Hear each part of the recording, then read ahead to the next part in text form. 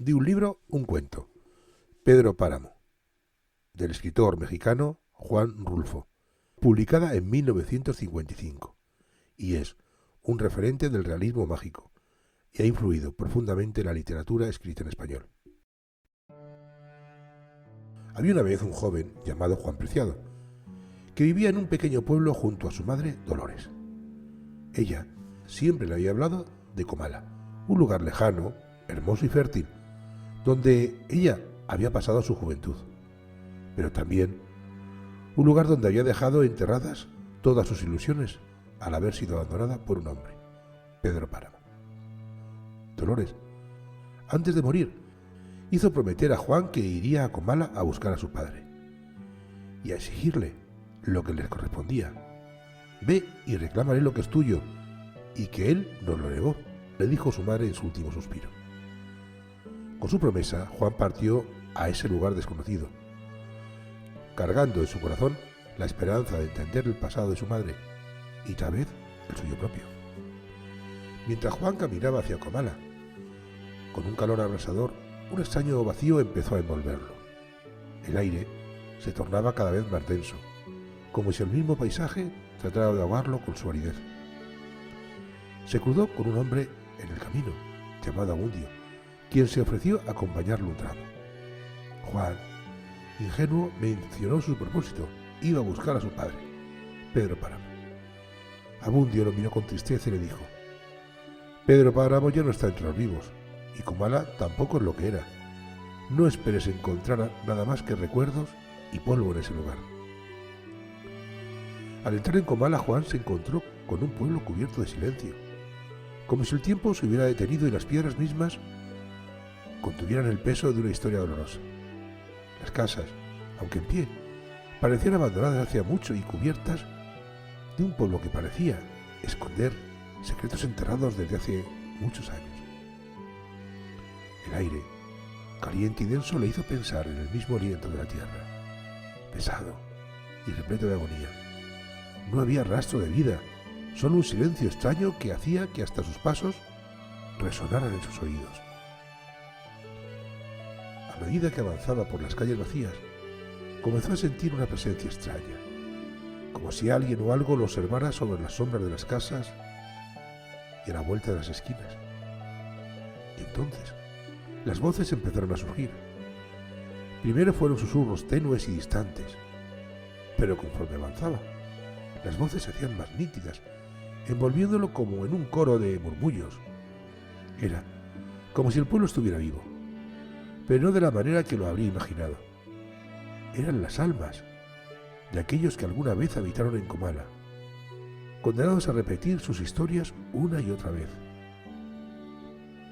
La primera voz que escuchó claramente fue la de una mujer. Era suave, pero cargada como de una tristeza infinita. ¿Eres el hijo de Pedro Páramo?, le preguntó. Juan se giró buscando a la dueña de la voz, pero no había nadie. La mujer continuó hablándole de su amor por Pedro y de cómo él la había abandonado. Juan comprendió entonces que Comala no era un lugar común.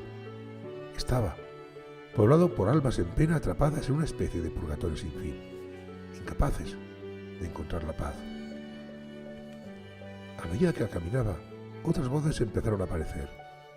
Un hombre le contó cómo Pedro Páramo se había apoderado de todas las tierras, convirtiéndose en el cacique absoluto de la comarca.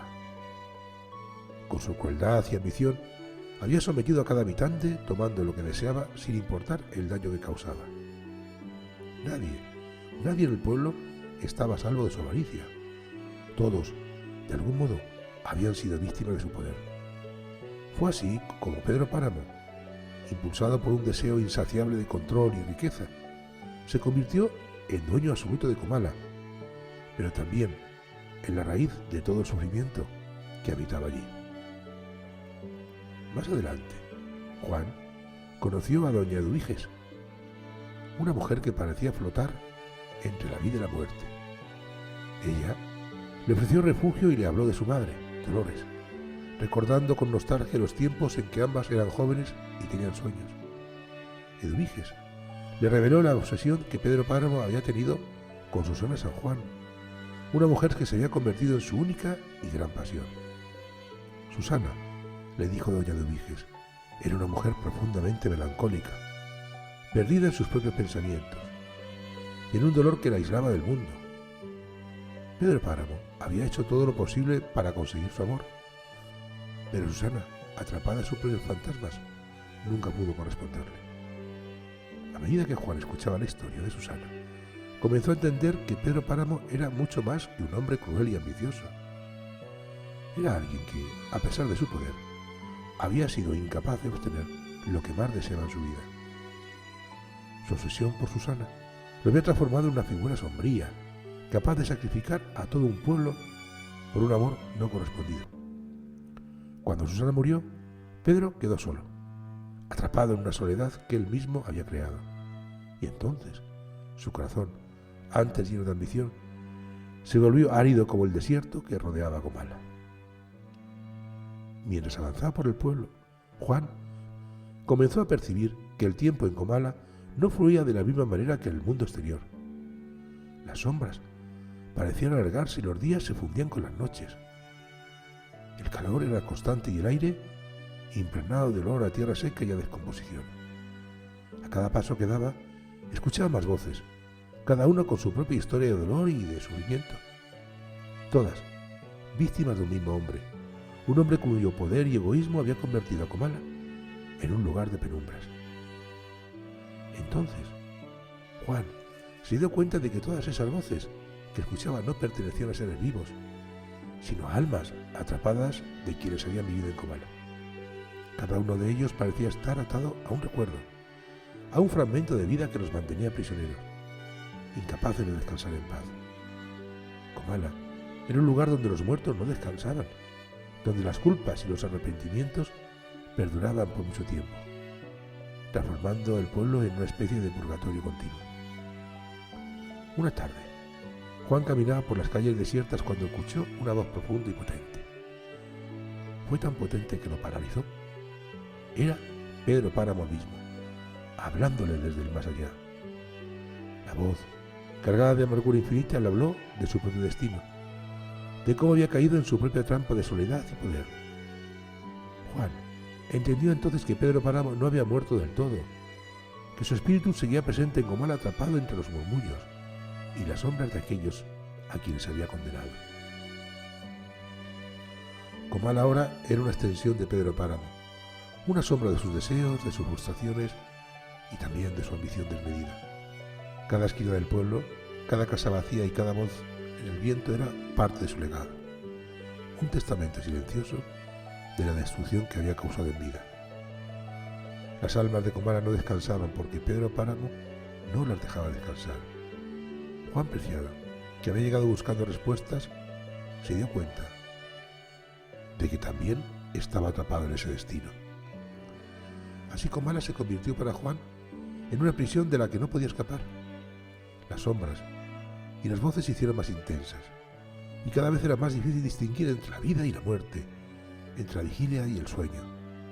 Juan comenzó a sentir que él también formaba parte de esa oscuridad, que su propio ser se desvanecía entre los ecos de aquellos que habían habitado Comala mucho antes que él. Se dio cuenta de que estaba condenado a quedarse allí atrapado en el polvo y en el recuerdo de un pueblo que había muerto mucho antes de su llegada. Y así, Comala siguió siendo un lugar donde las almas vagaban eternamente, arrastrando las huellas de un pasado marcado por la ambición y la obsesión de un solo hombre, Pedro Páramo. Aunque ya no estuviese físicamente, continuaba siendo el tirano de ese mundo de sombras, el dueño de un lugar donde la muerte y el sufrimiento se confundían en una especie de ciclo sin fin. Juan Preciado, al igual que todas las almas atrapadas, se convirtió en un eco más, condenado a vagar en silencio, en ese pueblo donde el tiempo se había detenido y la paz nunca llegaba.